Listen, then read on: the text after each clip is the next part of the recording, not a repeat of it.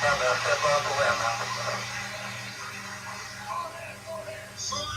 tonight. I'm not worried about anything. I'm not fearing any man.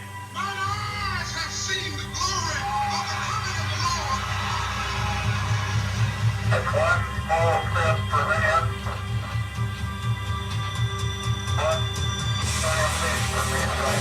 People will return to the people, and so long as men die, liberty will never perish. Soldiers, don't give yourselves to brutes. Men who despise you and enslave you, who regiment your lives, tell you what to do, what to think, or what to feel, who drill you, diet you, treat you like cattle, use you as cannon fodder. Don't give yourselves to these unnatural men, machine men, with machine minds and machine hearts. You are not machines, you are not cattle, you are men.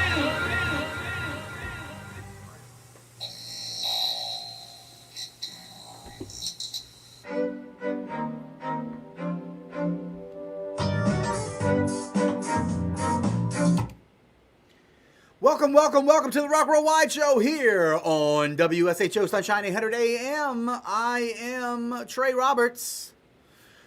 We are live and in full effect here at the Rock Worldwide Show on WSHO. Glad to be overlooking the CBD and the French Quarter, downtown New Orleans, the palatial studios of WSHO. Glad you're with us. Hoping you'll stay with us all morning long. Got a big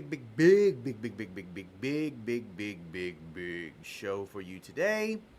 Don't know if we'll have time to get to everything, but we are going to endeavor to do just that. We're going to try to get into everything. And as always, if you want to be a part of the program, many ways for you to do so. We are live on Facebook, we are live on YouTube, we are live on Twitter, we are live on the radio, and we are live on your smart device. You can also go, as many of you do, to WSHO.com, jump in the chat room there. It'll ask you to sign in, and when you do, you'll be brought into the studio, refresh it, and then scroll up just briefly, and you'll be there. So hopefully you'll do that. I want to start by talking about something.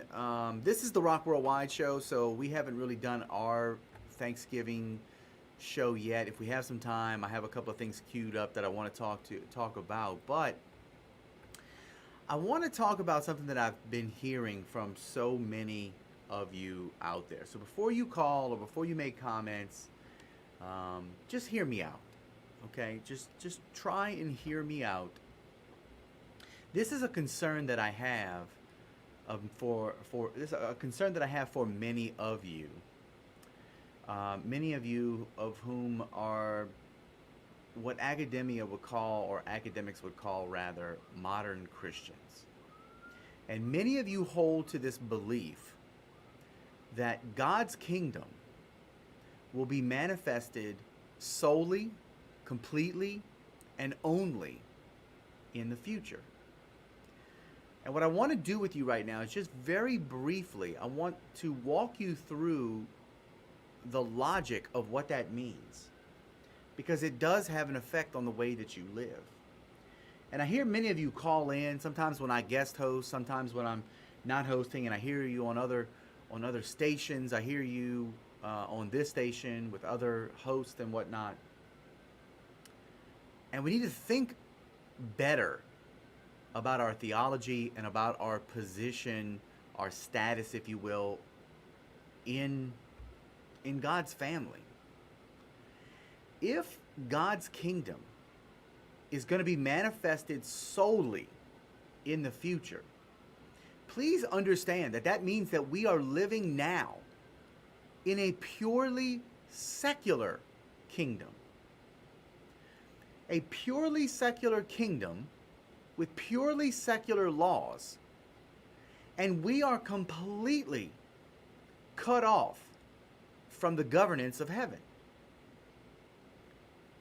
This, ladies and gentlemen, is the worldview of deism.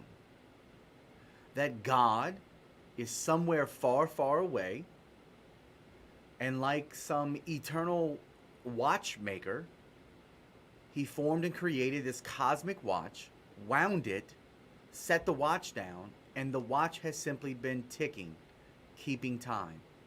And he not involved in the machinations and the mechanism of the cosmic watch that he created.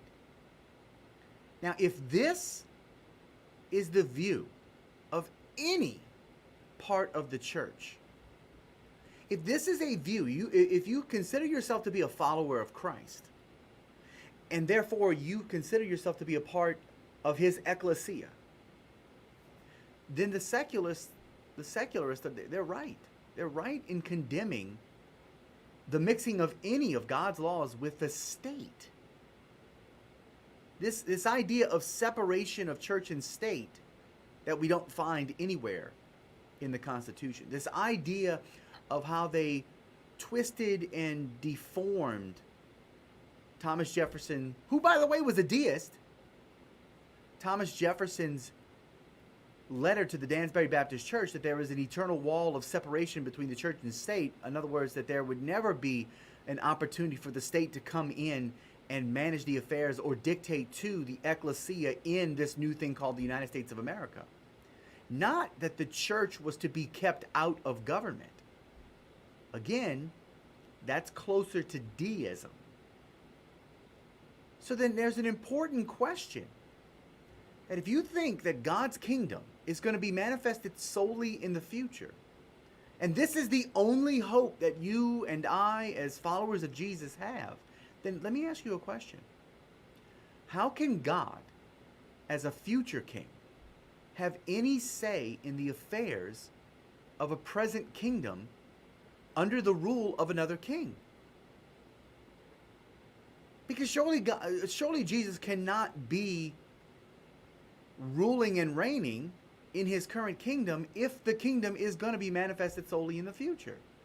Now, all you have to do is look at many of the parables in the gospel accounts, whether it be Matthew, Mark, Luke, the synoptic gospels, or even in the Gospel of John.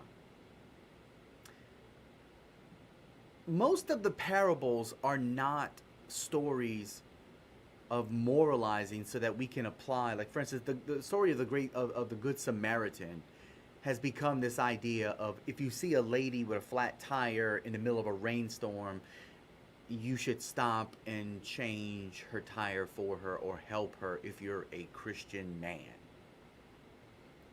i.e. be a good Samaritan.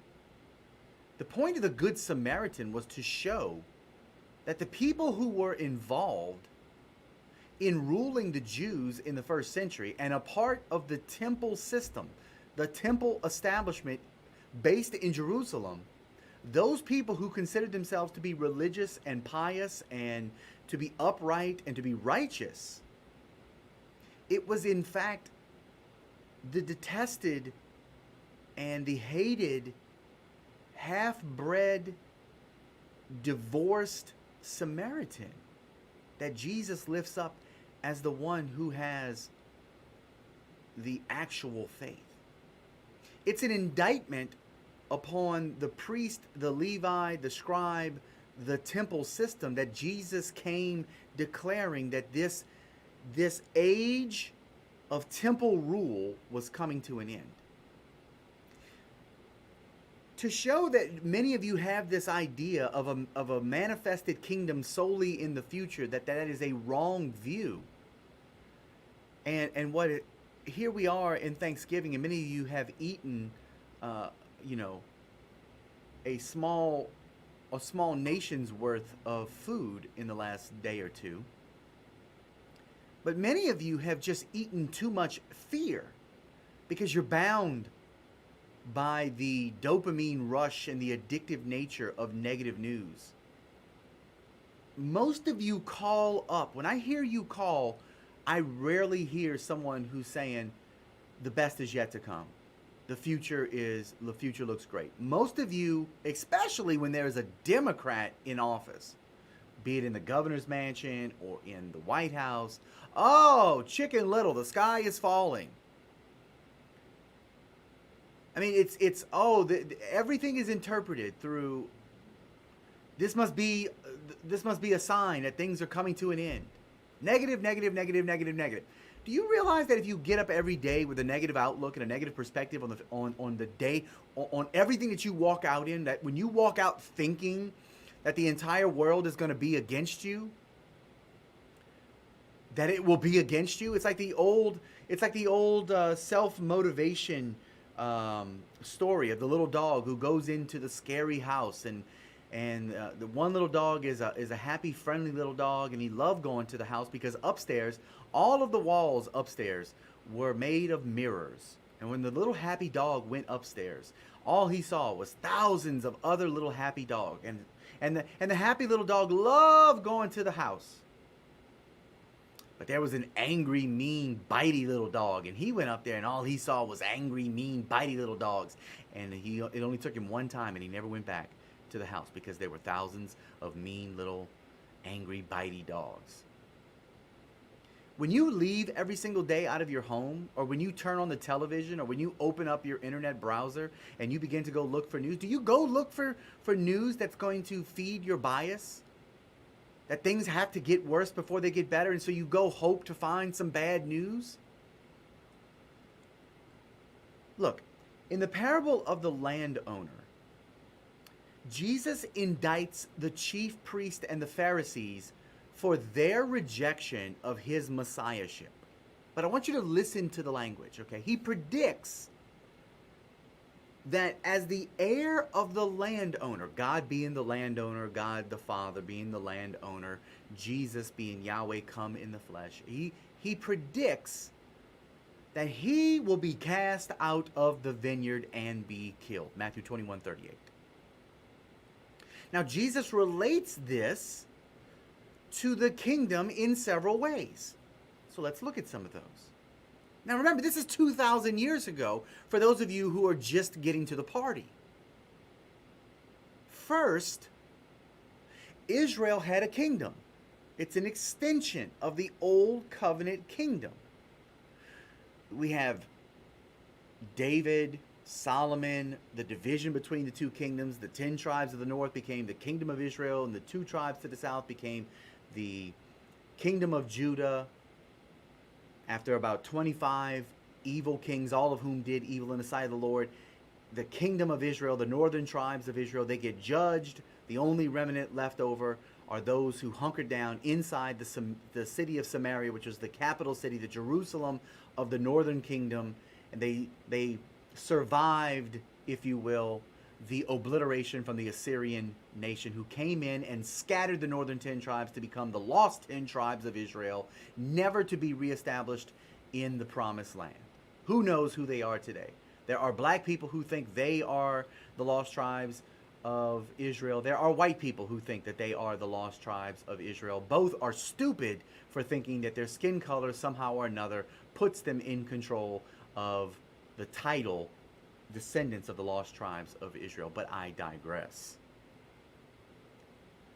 150 years later, Judah had a couple that allowed them to stay a little bit longer in the land, and eventually Judah goes the way of Israel, and now Babylon, the major power on the scene, all of whom basically are, because of geography, the same Babylonian Tower of Babel going all the way back to Genesis chapter 11.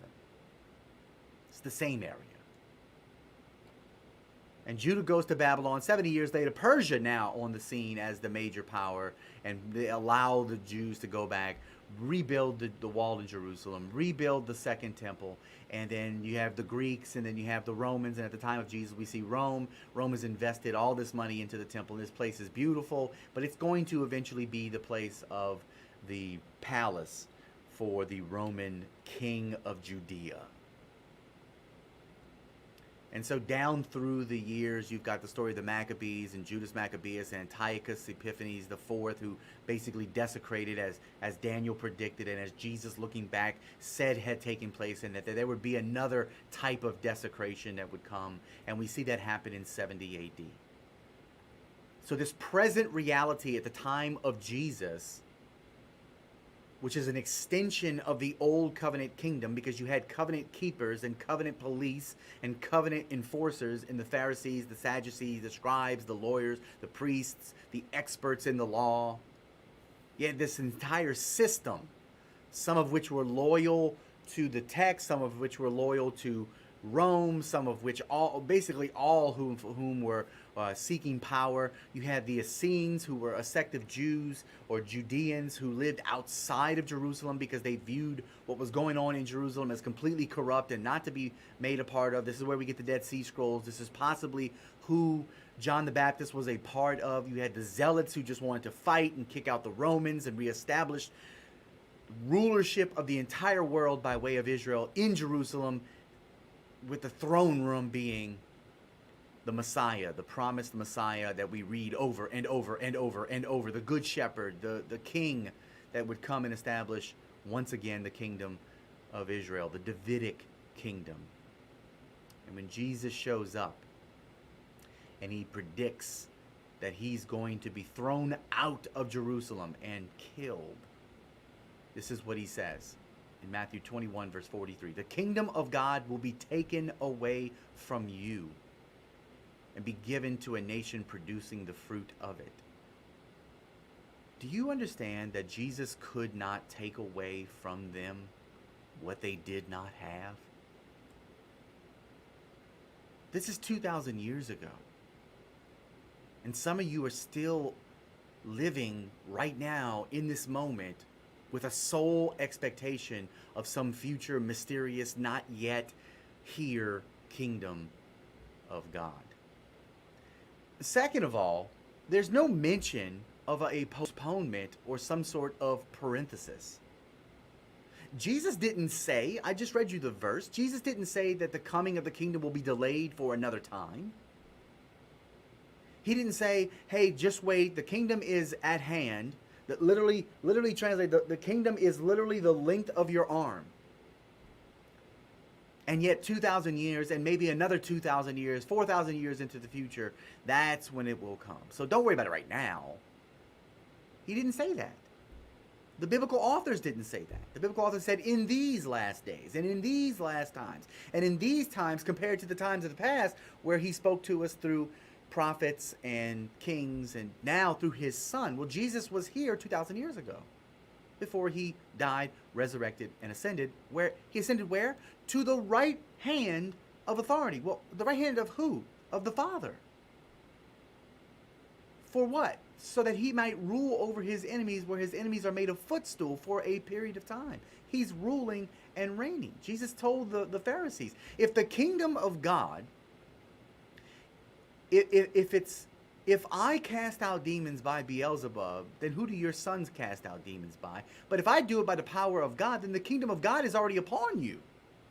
And we know whose power he was using to display what it will be like one day in the fulfillment of the kingdom of God. So there's no parentheses, there's no postponement. But the majority of you look at what goes on because you're fed. You're fed fear. You know how they get you to go onto social media? Fear and anger. They don't get you to go onto it by courage and joy.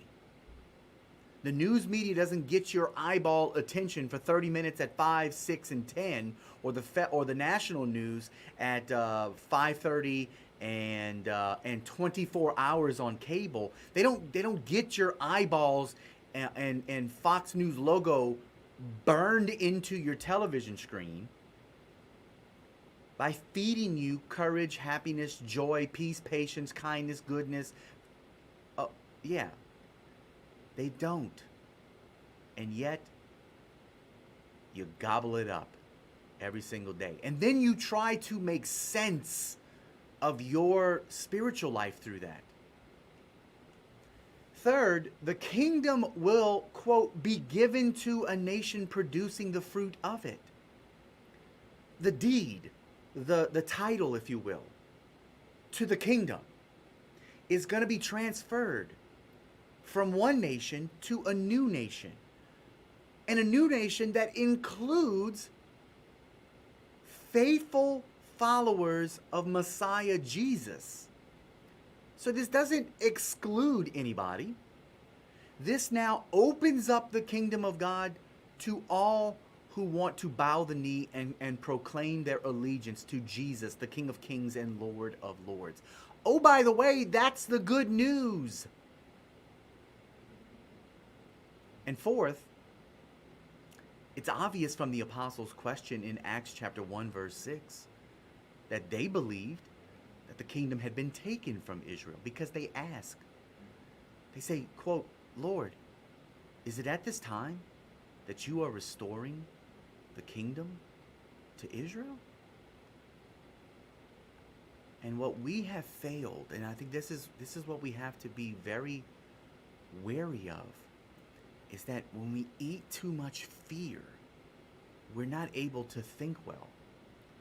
We're not able to reason well. We're supposed to love the Lord our God with our heart, mind, soul, and strength. And if we're not using our mind well because it's inundated with hormones of fear and trembling and cortisol and dopamine, because we get all of our news from social media, because we literally get anxious when we haven't checked Facebook and Instagram and Twitter and TikTok and all these other things. When we haven't gone seen who's making sense of everything to me. The cortisol, I get anxious, and when I get anxious, I need to have that anxiety released. Take these next 30 days and just stay off of it, and come back January 1 and see if you don't see something different. But you have to be rooted and grounded in what the Bible is trying to tell you about what Jesus came and did and what he taught and who he condemned and the judgments that he was pronouncing it upon. And in doing so, it's going to shape your worldview now. We would never trade the times we live in now for any time in the past. Not technologically, not medically. And listen, that's with many of the things that we face right now. This is the Thanksgiving edition of the Rock Worldwide Show. There's a ton to be thankful for, but we also need to look at the news over the last several days or so and understand we can look at the news and we can look at through what happens and be sober-minded about it. Let's talk about the $1,000 bail that's an issue now with district attorneys all over the country. People like Milwaukee County District Attorney John Chisholm. He's a part of this movement across the country that most of us didn't even know about progressive prosecutors. You got this guy Darrell Brooks who, it looks pretty good. So I'll say allegedly, but he drove an SUV through the Christmas parade. But he was out on a $1,000 bond 2 days prior. And then he runs over the mother of his child. Okay, so he got bond. He got a $1,000 bond for running over the mother of his child. And that took place 2 days before he drove through the Christmas parade. And you have progressive prosecutors all over the country, but this one in particular, John Chisholm, he finally admits that the bail was inappropriately low. Well, duh, Mr. Chisholm. You're a part of this progressive prosecutor movement. Los Angeles, San Francisco, Philadelphia, and apparently Milwaukee County. And he's a part of members that came to power promising radical reforms and a gentler approach on crime. These members, they came to power promising radical reforms. And you have people like Representative Rashida Tlaib of the Squad. These people want to abolish federal prisons. And as she explained this week, it's a must-watch interview. So if you haven't seen it yet, go check out the Jonathan Swan of Axios interview with Rashida Tlaib if you want your mind blown.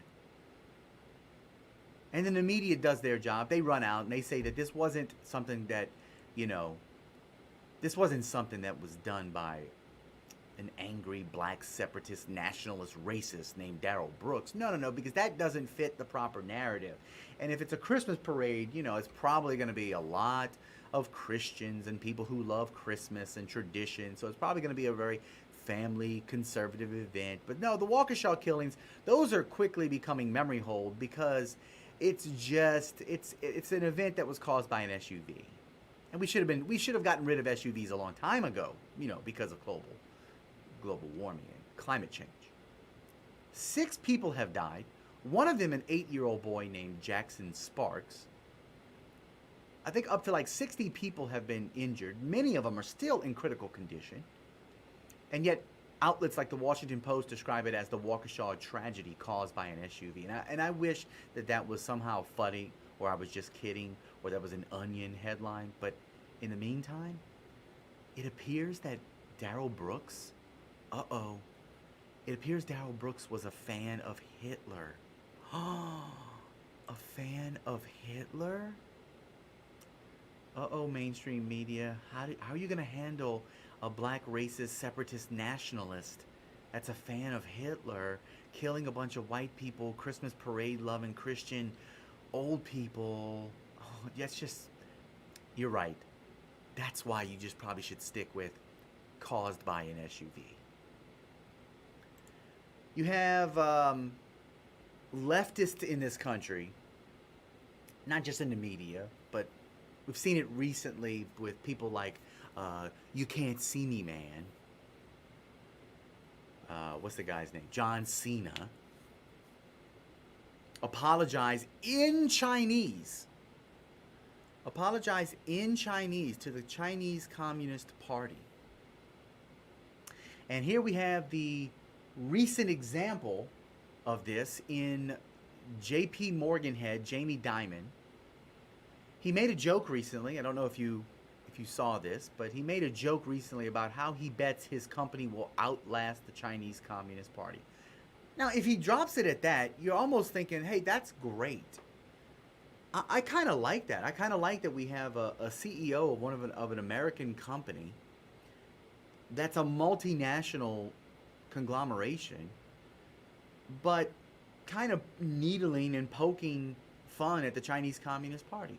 But now he's apologized for it. Not once, but twice. He's apologized for it.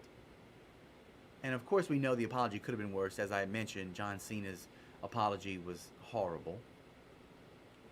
Continuing to look at the news that is just absolutely crazy. The media doesn't want us looking at the current rash of flash mobbing. Have you seen this? Flash mobs, mostly of burglars, they're cruising around California, breaking into stores en masse. There have been some 80 burglars smashed up shops one night in a spate of violence this week. San Francisco leadership announced it has found a fix. Yes, the San Francisco leaders never off the job, always on the job, looking for the people of San Francisco, have announced the fix. Here's what it's going to do. It's going to they're going to make it harder for drivers to park near the stores. Could you imagine pulling up at a local storefront, you know, where there's like 20 stores side by side, like here locally in Gonzales, Louisiana. It's like something like at the Tanger Outlet Mall. Could you imagine not being able to pull up right in front of the store, like literally within 20 yards of the store? Could you imagine making it so difficult because you're scared that there's people who will drive into the store so that they can smash and grab? Here's the quote from the San Francisco leadership. We're going to be making some changes to Union Square and how cars are able to access. There will be limited access in terms of when you come to this area, London Breed said, whoever London Breed is. I mean, it's just, how about we prosecute to the fullest extent these flash mobs that are just burglars who are just trying to grab and steal things that are incredibly expensive. And I know it's hard to feel sorry for like the Louis Vuitton store, the Gucci store, and all this other stuff. But look, remember during Katrina, we saw the same kind of necessary emergency rioting of Foot Lockers and Walmarts with not going to get milk and baby food, but big screen TVs and sporting goods. But hey, there's a little bit of encouragement in our justice system. It looks like currently, right now, our justice system is working. That's a good thing. As we talked about, I believe last week, the Kyle Rittenhouse verdict came out, and he was found not guilty on all counts. I watched him during this week. Tucker Carlson had him on Monday. And I was watching him talk during an interview afterward, and I was struck by his calm demeanor, which was so at odds with the man that the mainstream press tried to convince us that he was. I mean, we were told that he was a Trumper, but apparently he supported Andrew Yang. We were told that he was a white supremacist, but he said he supports the BLM movement, just not violent rioting. Here's Rittenhouse actually in his own words, quote, "It's just amazing to see how much a prosecutor can take advantage of somebody.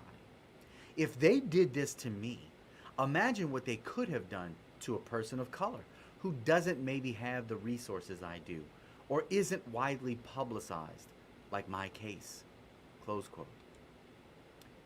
And what's interesting is that in Rittenhouse's jurisdiction where he was actually tried, the same day, a case came out where a black man was exonerated due to a self-defense defense in court, where cops broke into his house, busted into his house, and he shot cops, was arrested, and he was exonerated by a jury of his peers in Kenosha after shooting cops. A black man shooting white cops using self-defense as his reason for shooting the cops, and he was exonerated the same day.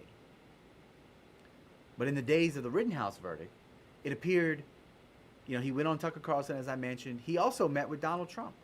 He met with Marjorie Taylor Greene, of the Jewish space lasers. She's such a moron. She said she wants to give him a congressional gold medal.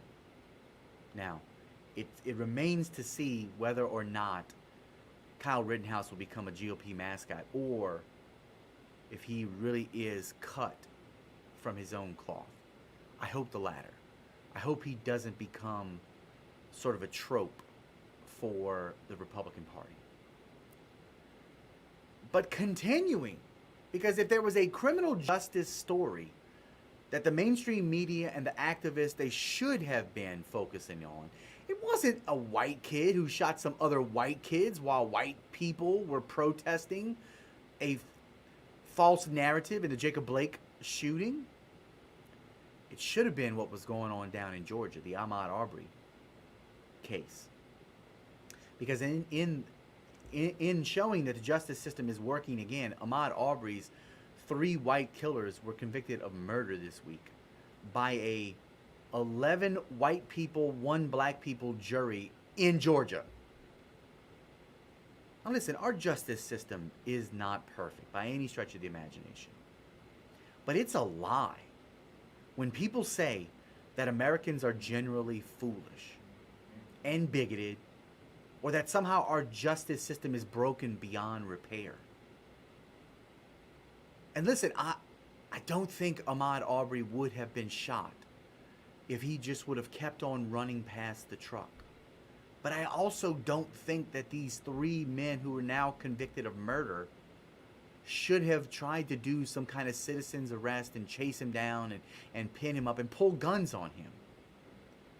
And the fact that Ahmaud Arbery, I feel like Ahmaud Arbery, because I've seen other video of Ahmaud Arbery, and sort of just his demeanor, I think he probably shouldn't have taken the hard left and tried to attack the guy and grab his gun and possibly beat him with it or shoot him with it or shoot the other two with it. I just think he should have kept on running. They wouldn't have been able to catch him. He would have been able to get away.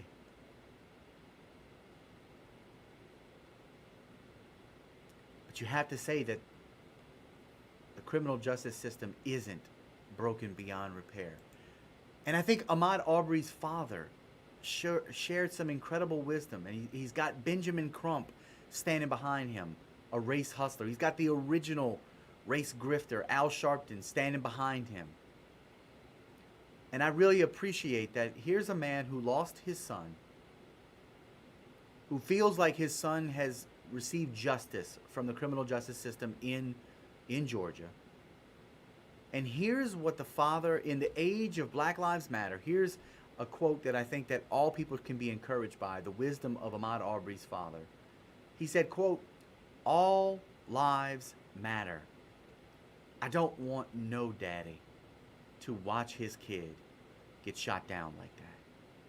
It's all our problem. So let's keep fighting to make this a better place for all human beings. Love everybody. All human beings need to be treated equally." Close quote. That brother was channeling quality civil rights of the last 60 years. That is the spirit, not this anti-racism stuff that we see going on in our world today. That is the kind of stuff that we need to see more of, especially in times of tragedy where you see a father grieving over the loss of his son, regardless of the situation. I don't know if you saw this story, but there was a Toronto school district obviously in Canada, and the school board pulled out of an event. And for anyone who sees this new radicalism as only an American problem, like, all we have to do is look north. So they pulled out of an event because this event had the Yazidi survivor of ISIS sex slavery, who has since gone on to win the Nobel Peace Prize. Her name is Nadia Murad. And they pulled out because they said it might, quote unquote, offend. There it is. People's right to not be offended. And who might it offend? Muslim students. Oh, why? Because Muslim students agree with or have some sensibilities toward ISIS? This is not well thought through on the part of the Toronto District School Board. I mean, isn't it more offensive to imply that Muslims would be offended? I guess you had the wrong type of slavery that this woman survived. And for that, we have to cancel her for having the wrong enslaver. I mean, does it really matter who your enslaver is? If you have someone who's the enslaver and you're the slave, like, don't we automatically want to see your liberation? And don't we automatically want to see the enslaver put to justice? I mean, I would think that would be some kind of universal agreement. Oh, and back to California we go. The University of California system has, those trendsetters over there in California. And you're going to see this every place else. It's coming. Not trying to be a prophet or predictive, but just kind of using some common sense. The University of California system has abolished standardized testing in perpetuity. The top public university system in America will no longer base admission on any standardized test. So no uniformal,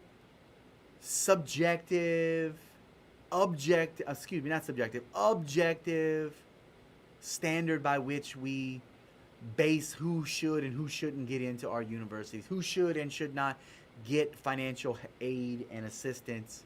No. Admission will now rely on grades, student essays, and teacher recommendations. I mean, not like any of those things are vulnerable to bad actors and manipulation. But the end of testing is brought to you by progressives who are convinced that standardized tests help maintain white supremacy. All while, let's take a look at 2019, more than 40% of new freshmen at, let's just look at UC Berkeley, they were not white. They were Asian or of Asian descent. So one wonders, how again is the SAT? How is that white supremacist if Asian students are so good at it? Oh, because the intersectionalists and the critical race theorists and all of those anti-racists will tell us that Asians are white adjacent. My take, if people are supportive of getting rid of the SAT, not despite, but in part, because they think it's racist, like, I mean, think about it. There's a new white flight happening. Okay, if in Silicon Valley, 2 high schools with outstanding academic reputations are losing white students because Asians are moving in, why do you think that is? Monta Vista High School and Lynbrook High, both of which are near San Jose, are among the nation's top public high schools. Both boast stellar test scores, an array of advanced placement classes, and a track record of sending graduates from the affluent suburbs of Silicon Valley to prestigious colleges. But locally, they're also known for something else, white flight. Over the past 10 years, the proportion of white students at Lynbrook has fallen by nearly half to 25% of the student body. And at Monta Vista, white students make up less than 1/3 of the population, down from 45%. Now, this is in a town that's half white. So some white Cupertino parents are instead sending their children to private schools or moving into other whiter public schools. And more commonly, young white families in Silicon Valley say they're avoiding Cupertino altogether. Now, whites aren't quitting the schools because the schools are failing academically. Quite the contrary. Many white parents say they're leaving because the schools are too academically driven and too narrowly invested in subjects such as math and science at the expense of liberal arts and extracurricular like sports and other personal interests. The two schools, put another way, that parents rarely articulate so bluntly are they're too Asian. See, in the 1960s, the term white flight emerged to describe the rapid exodus of whites from big cities into suburbs, a process that often resulted in the economic degradation of the remaining community. Back then, the phenomenon was mostly believed to be sparked by the growth in the population of African Americans, and to a lesser degree Hispanics in some major cities. But this modern incarnation, it's different. Across the country, Asian Americans have by and large been successful and accepted into the middle and upper class communities. And Silicon Valley has kept Cupertino's economic or economy, if you will, stable, and the town is almost indistinguishable from many of the suburbs around it. The shrinking number of white students hasn't hurt the academic standards of Cupertino schools. In fact, the opposite is true. This time, the effect is more subtle. Now, you understand that when white people move out of neighborhoods, they call that white flight. When white people move into neighborhoods, they call that gentrification. You see the contradiction there? White people, we're okay. We don't have to feel like we're being under attack. But I just want to point out how ignorant this new decision by the UC system looks. And this, to me, is all designed to bring back actual racists, whether it be individually or systemically, so that there can be this new vanguard, if you will, of racism hustling watchers. Another story catching my eye as we head into the final stretches of the Rock Worldwide show today here on WSHO. Let me just jump real quickly into the chat room and see if anybody is commenting. Michael, nice music. Oh, thank you. Let's see here. Yep, coming up next, Mike Indes. Stick around for that. Rick G. Are demons subject to Christians nowadays? Well, Rick G., it depends on what you mean by demons. NOLA 504, Chicago and here in NOLA, they have $1 and even no cash at all bail. Yep, that's true. So back to this. Pandemic, babies born right now in the pandemic. I don't know if you saw this or not.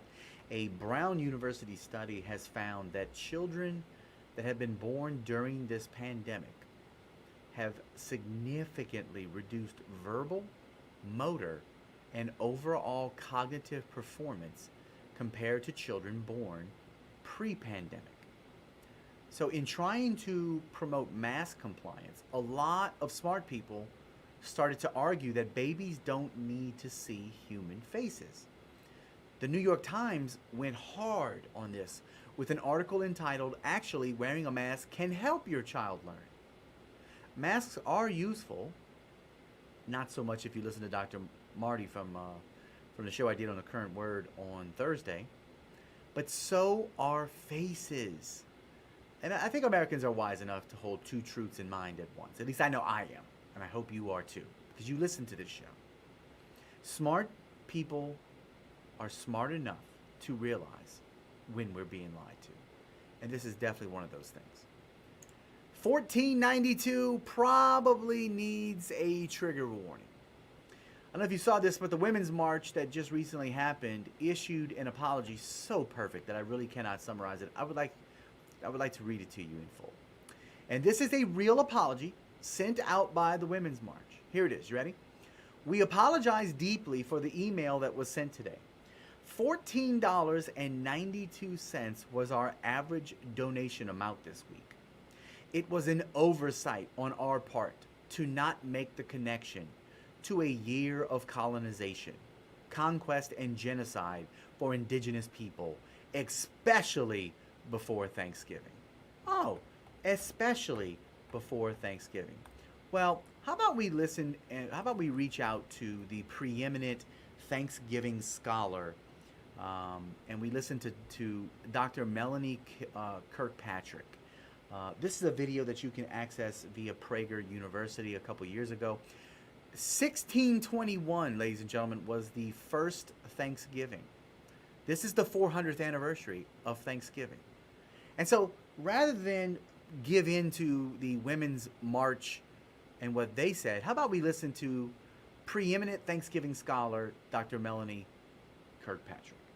In Plymouth, Massachusetts, in the autumn of 1621, 53 men, women, and children celebrated their first harvest in the New World. The great Indian chief, Massasoit, brought 90 of his men to the three-day party. From all reports, a good time was had by all. How did this event, which happened almost 400 years ago, become a part of the American story and our oldest national tradition? Credit goes to many people, but two stand out. One you know and one you should know. Abraham Lincoln and Sarah Josepha Hale. More on both in a moment.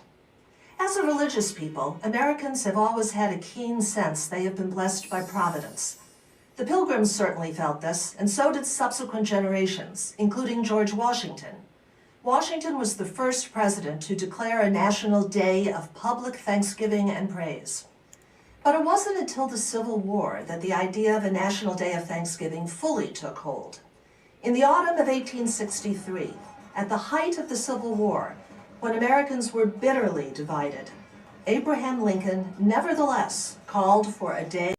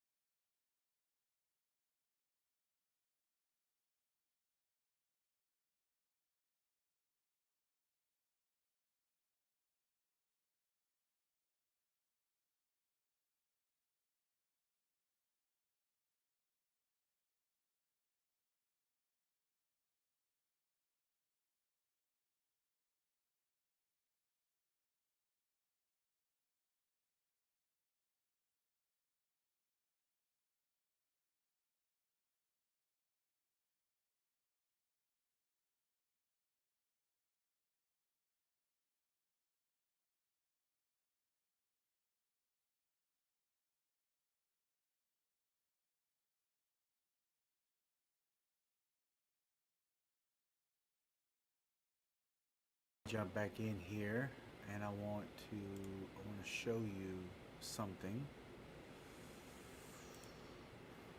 Let's see here. All right, I'm gonna stop my screen here. That's Dr. Melanie Kirkpatrick. If you want to go check out her video on PragerU, I would highly recommend that to you. It's a pretty good lesson over there. I want to share with you another. Let's see here.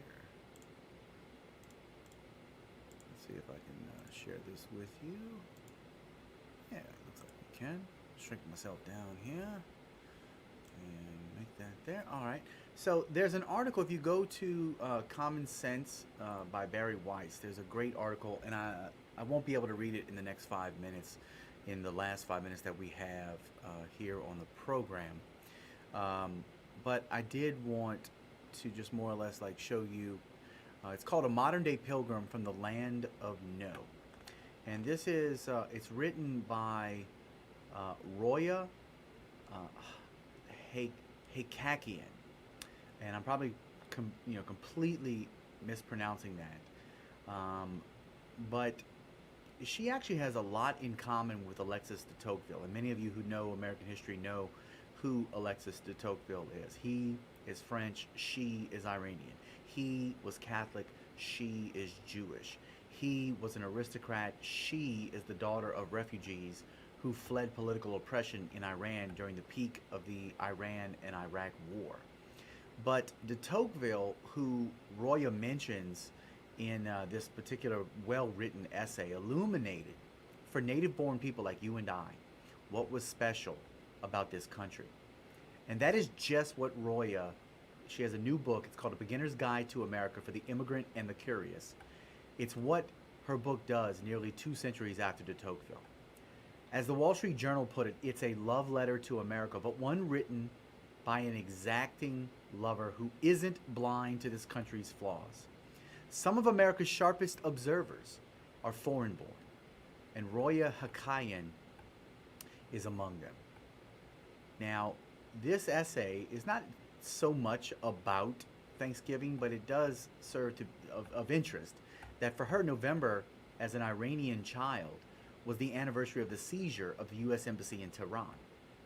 And that on the 4th of the month, school officials would summon us to dutifully cheer death to America. But now, on the 4th Thursday of every November, I sit within an hour's drive from Plymouth Rock at a meal to give thanks to the very country I was forced to denounce as a child. A modern-day pilgrim, always contemplating my complex past. She came to the United States some 30 years ago when she was 19 years old. And she realized that her arrival happened incrementally, over decades. But as she concludes in this essay, after telling so much about her story, she just wants to remind people that non-immigrant Americans do not realize the beautiful design of the society that leads them toward living and planning for the future, as opposed to preoccupying them with martyrdom and the grudges of yore. In most other places, a tragedy like 9/11 would have been an occasion for a national day of mourning. In America, it's remembered as a national day of service. America has many failings, and our growing economic inequality perhaps among them gravest of all. Such a failure is more than a mere flaw. It's an existential threat inflicted by ourselves upon our democracy. Yet the first step to saving our democracy from this and other threats is to recognize the miracle of its existence in the first place. We cannot plot our way to a better future if we are not aware of our abundant riches, those for which countless others are fighting and dying elsewhere in the world, and for which immigrants still flock ceaselessly to our shores. I hope this weekend has been a great weekend for you, and I hope that it will continue to be for you and your family. And may God continue to richly bless you. We thank you for listening to the Rock Worldwide Show here on WSHO. Remember to oppose progressivism wherever it rears its ugly head and illuminate the light of truth. We'll see you next time.